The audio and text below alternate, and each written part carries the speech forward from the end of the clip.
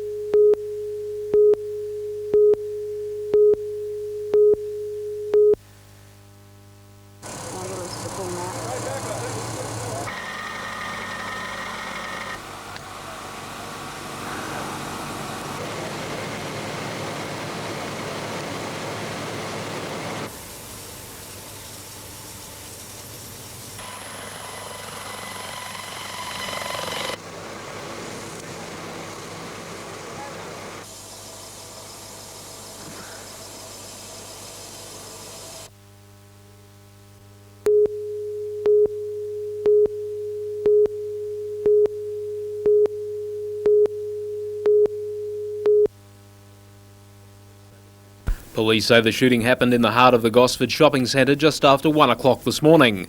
43-year-old Robin West is alleged to have shot his victim in the hand with a .635 automatic pistol. Detectives investigating the shooting say the circumstances which led to the incident remain unclear, with investigations continuing. The 28-year-old victim was treated on the scene by ambulance officers before being transferred to Gosford Hospital.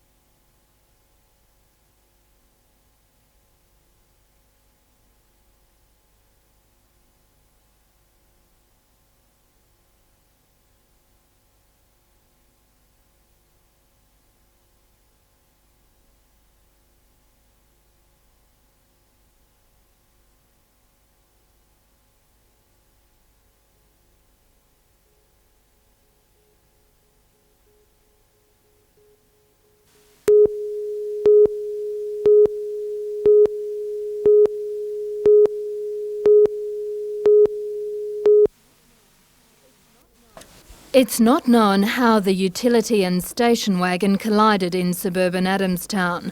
The accident investigation squad is making inquiries. The driver of the sedan, an 18-year-old woman from Charlestown, was trapped for about half an hour as police rescue worked to free her. She was taken to the John Hunter Hospital and is now in a serious but stable condition. The occupants of the truck, a couple and their small child from Armidale, were also treated for minor injuries in hospital. Local police have warned motorists to take care as the holiday season begins. Well, people must be extremely careful of the bad conditions, and unfortunately some people drive when they're tired and too fast, and if people don't take a bit of care, more of these sort of instances are going to occur. Meanwhile, police have released the names of the two people killed in yesterday's collision between a car and a truck at Denman. They were Charmaine Thirlwall, 52, from Sandy Hollow in the Upper Hunter, and her father-in-law, Arthur Victor Thirlwall of Gorokan on the Central Coast. 13-year-old Edward Thirlwall and his 15-year-old brother Henry survived the crash, but are being treated at the John Hunter Hospital. Jane Anderson, NBN News.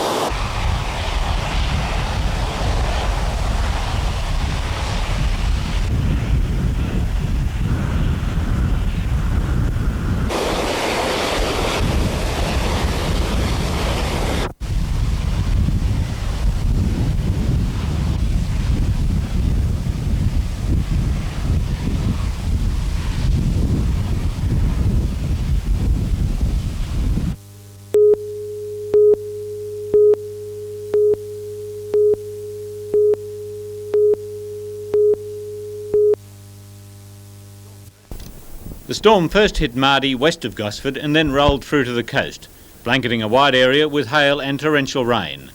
Wild wind squalls adding to the damage. Residents described the experience as terrifying. The State Emergency Service received 150 calls for help, and those calls were to keep emergency workers and fire brigade units on the job until after midnight. Some 2,000 homes were left without power, uprooted trees taking out power lines. Falling trees and broken branches also caused damage to several homes in the Wyong area. As well as damaging cars left out in the open, the hail smashed windows and blocked rain gutters, causing the rain that followed to flood the ceilings of businesses and homes. The carpet of hail, 30 centimetres deep in places, remained long after the storm had passed. At Wyong RSL Club, blocked gutters caused a portion of the ceiling to cave in, staff manning a bucket brigade in a bid to keep the water from causing serious damage. A little earlier, a windstorm also caused damage to a number of buildings in Maitland. A section of roof was ripped from the CES office in the city's main street, but damage has been confined to a meal room and the office will be back in business on Thursday. State emergency workers were called out to assist householders, mainly clearing fallen trees. One shop at Horseshoe Bend lost a large section of its roof. The veranda of another house collapsed. This morning, emergency workers were still on the job. The task of securing tarpaulins made difficult by the windy conditions. There's a lot of people have found that they've got damage today they didn't have last night. A lot of loose iron on roofs, etc., that have come loose. So, yeah, they're keeping us busy this morning. The windstorm lasted about 10 minutes. The clean-up will take a little longer. Jim Sullivan, NBN News.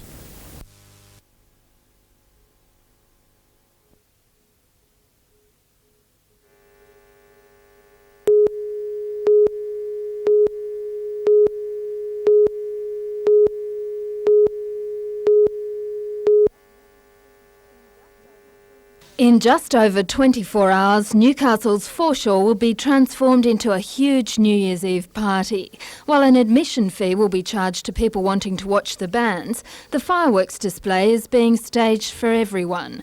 It's been brought forward to 9 o'clock instead of midnight. It's for the benefit of families. Families are young children that can't stay up till midnight and to watch the fireworks.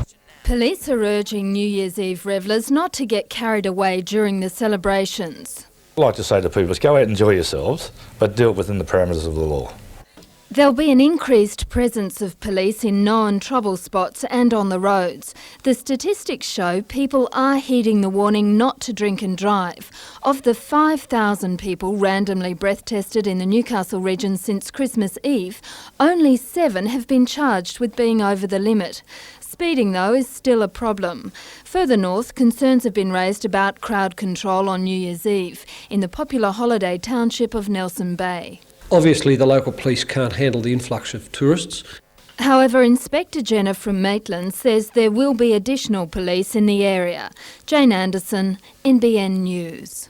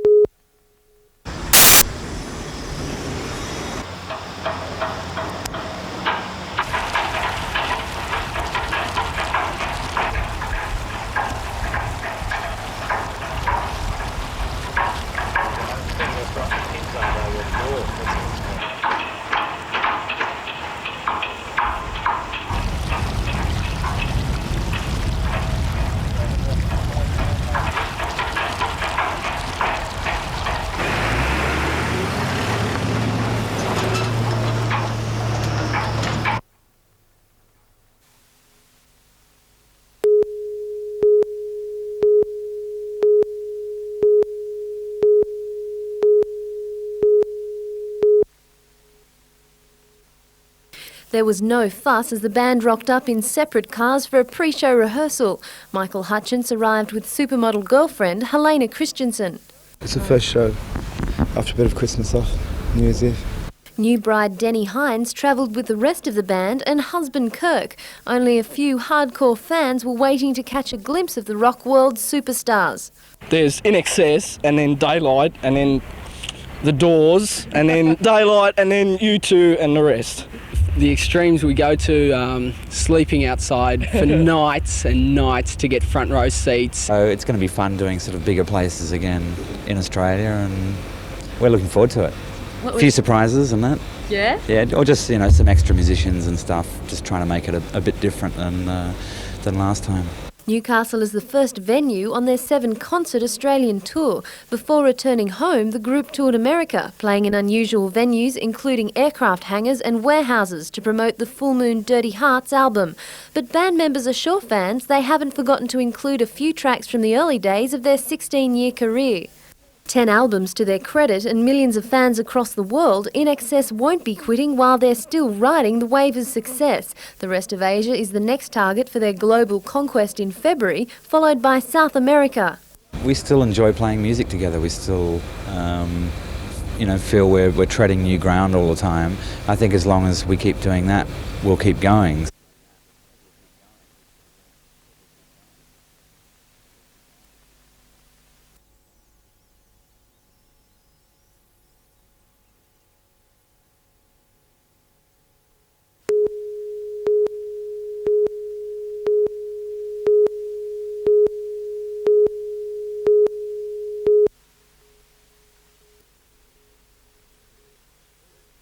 Supercross, the version of motocross that takes the sport out of the countryside and puts it in front of spectators in stadiums, has been around in Australia for some 14 years now.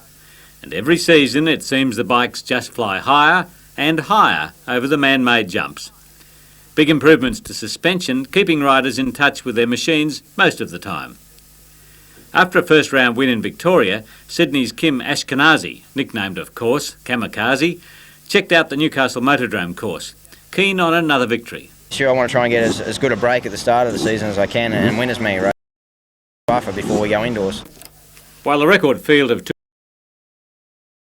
there are still more than 60 chasing glory in the prestigious 250cc class, which is where the big boys play, even though some of the riders are just 16 years old. One who says he's been riding since he was 4 years old is Sean Carlos, one of the fastest of the visiting Americans. I think I can beat pretty much anybody, when I'm on. But like I said, there's definitely guys here that can go fast, and it's definitely good competition. The huge number of entries means there will be qualifying races on Saturday afternoon, so the gates open at 2 p.m. Jim Sullivan, NBN News.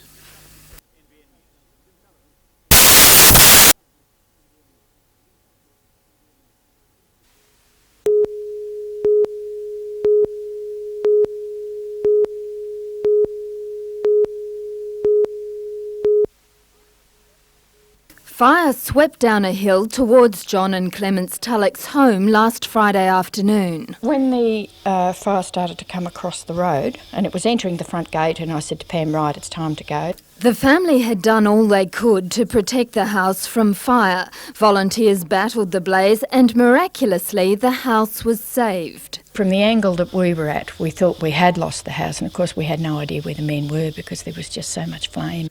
The Tulloch vineyards also escaped with little damage. While residents in the Bulga area have lived with the threat of fire since Boxing Day, Controller Russell Kernutson says the danger to property and lives has eased. After 2 weeks of consolidating around properties and putting in backburns, etc., we're in a much better position than we were when the fires first ignited. The biggest concern is how to stop them from sweeping through National Park area. It seems the 5 fires may form one front.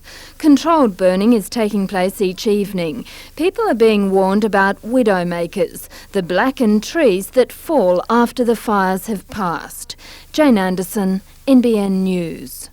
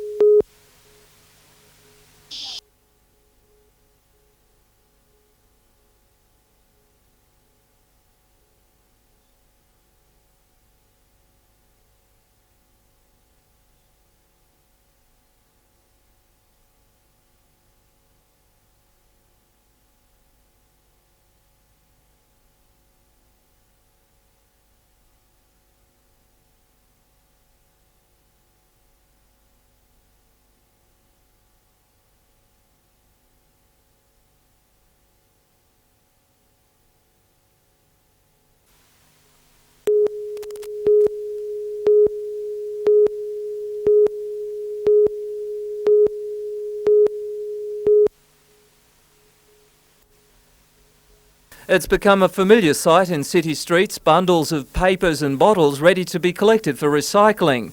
But the program was put under threat with scores of complaints to council that the recyclables weren't being collected on time. A resident from Maryland rang me and said, look, the entire street is not presenting recyclable material anymore. It's going back into the bins. They're just fed up with it sitting out for days on end. Charlie Pascoe was running the recycling contract, a job to cover some 48,000 households. The council originally took on the contractor for an 18-month deal, but late this afternoon, just 3 months into that contract, the council has decided to pull out. It's quite obvious to everybody out there that the service was not good enough. The contractor could not be contacted for. From Monday, council will collect the recyclables with council trucks on the normal garbage days. It's expected a new department will be the job. Peter Ryan, NBN News.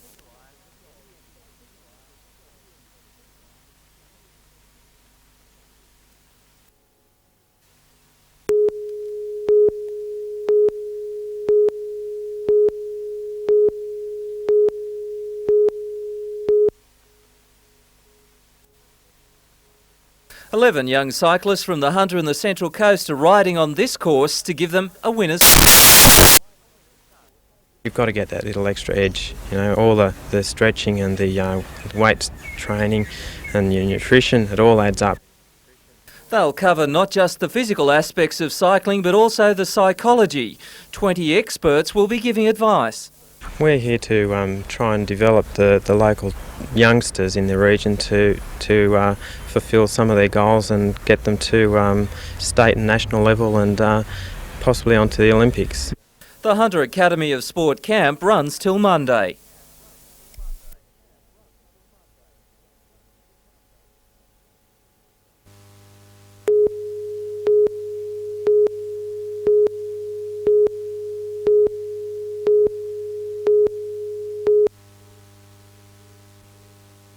Newcastle's Lisa Ryan dominated the world of wave skiing in 1993.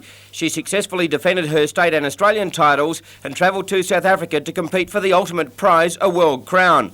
Rising from the losers' pool, Lisa won every sudden death heat to snare the world crown in dramatic fashion. Armidale athlete Sean Crichton had a phenomenal year, breaking the Australian 3,000 metre steeplechase record, which had stood for 22 years. He followed this with a brilliant stint overseas. After winning the Aussie title and representing his country at the World Cross Country Championships for the 4th year in a row, Sean beat the 1988 Olympic champion in France. Among some notable performances, he was 9th in the World Championship final, a fine achievement. Hockey player Stuart Deering, overlooked for the Barcelona Olympics as was Sean, has battled back to prove a point. In a concerted effort to improve, Stuart forced the selectors to take notice and was recalled to the Australian team that steamrolled everyone to win the Champions Trophy. Tomorrow night we take a look at another 3 finalists in the NBN St George Bank Sports Star of the Year Award.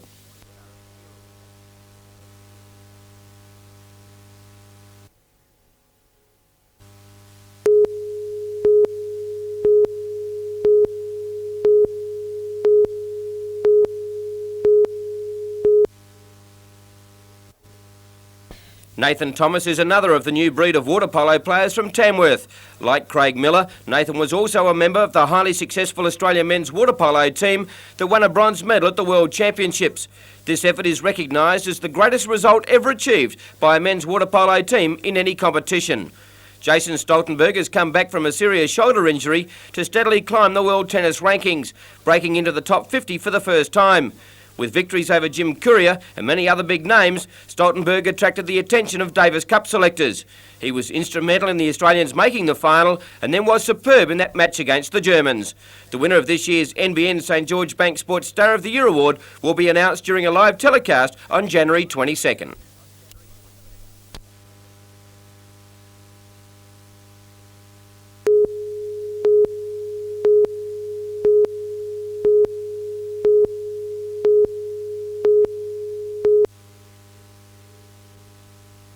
Paul Harrigan is one of the most recognised rugby league players in the world at the moment, and it was a big year for the Chief. He represented country in the annual clash with City Origin, was the player of the series in the State of Origin matches, and then ruffled the feathers of the Kiwis in the tests against New Zealand. Petria Thomas is only 17, and under the guidance of Stan Tilley, has emerged as one of the country's brightest swimming prospects. At the Pan Pacific Championships, Petria won silver and bronze medals in butterfly, and at the World Short Course Championships in Spain, she picked up silver in the 4x100 metres medley relay and a bronze in the 200 metre butterfly. Michael Eppelston is a young man in a hurry in the quickest growing water sport, bodyboarding. From Port Macquarie, Michael conquered the best in the water to win the World Bodyboarding Championship. The winner of this year's NBN St George Bank Sports Star of the Year Award will be announced during a live telecast on January the 22nd.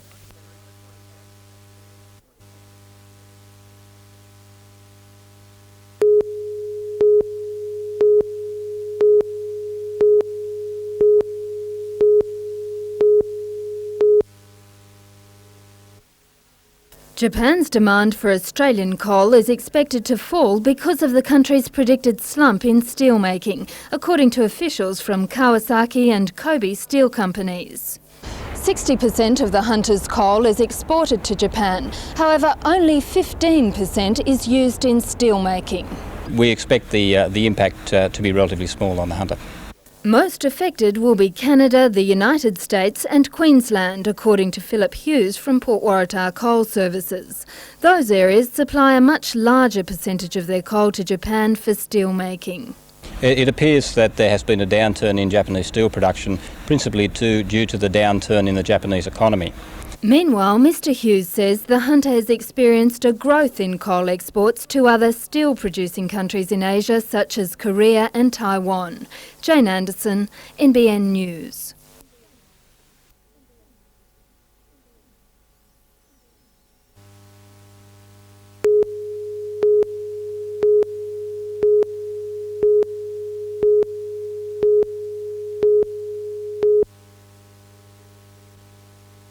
Chris Fidler is a former winner of the NBN St George Bank Sports Star of the Year and again has performed brilliantly to be chosen as a finalist this year. Chris represented Australia at the Pan Pacific Games after winning 2 gold medals at the Aussie Short Course Championships in the 100 and 200 metre freestyle. At the Pan Pacs in Japan, Chris grabbed a silver in the 100-metre freestyle. Craig Miller from Tamworth is a member of the Australian men's water polo team that stole the limelight at this year's World Championships. This was the first time a national team was in the medals at such a title, and Craig and his teammates defied all the odds to win a bronze medal, a great achievement for a youngster and a team that is not one of the high-profile sports in Australia.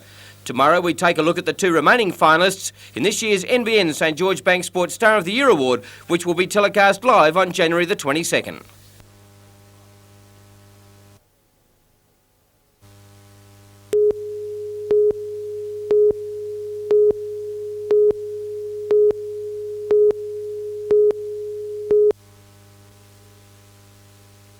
Sam Legutzer of Cam's Wharf was the 1991 New South Wales Lawn Bowler of the Year, and this year has built on that accolade. Representing his country for the first time, Sam came home from Canada with a swag of gold medals. Sam was leading the successful fours team, backed up to win gold in the triples, and the Australian team won a gold for the best performed team at the Pacific Games. Byron Bay's Pauline Mensah has overcome hardship to be crowned the best in her sport of surfing. Suffering from arthritis from an early age, Pauline shifted to the far north coast, and the rest is history. 3 victories and many minor placings, and a spot in the final of the last event in Hawaii saw Pauline clinch the Women's World Surfing Championship for 1993. Shelley Andrews has cemented a permanent place in the Australian women's hockey team, and this year she has played in the series against Korea, was a major influence in the Aussie girls winning the Champions Trophy, and then was brilliant against England in the 3-test series. The winner of the 15th NBN St George Bank Sports Star of the Year Award will be announced during a live telecast tomorrow night at 9:30.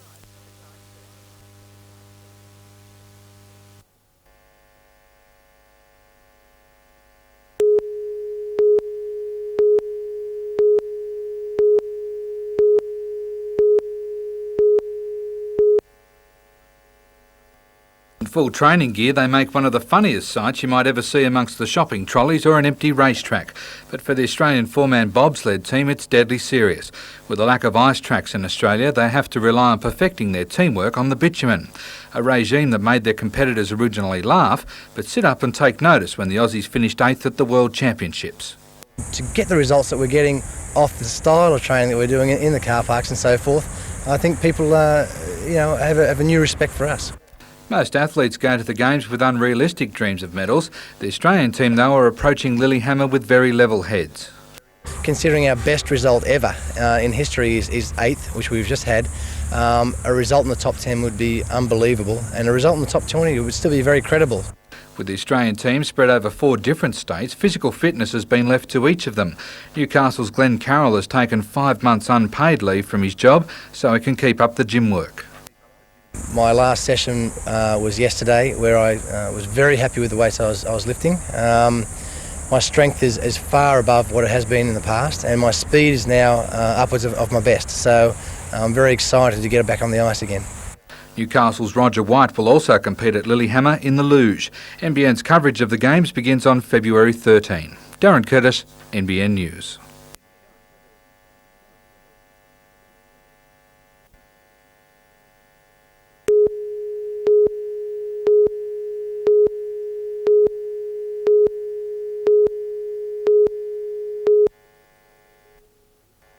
Street violence and vandalism have dogged Moree residents for months. It's a problem the community is struggling to overcome, staging a public meeting last year in a bid to find a solution. On arriving at Moree Police Station this morning, Commissioner Lauer praised the meeting as a catalyst for change. The problems are not problems the police can solve alone. They need to work with the community, and there needs to be commitment.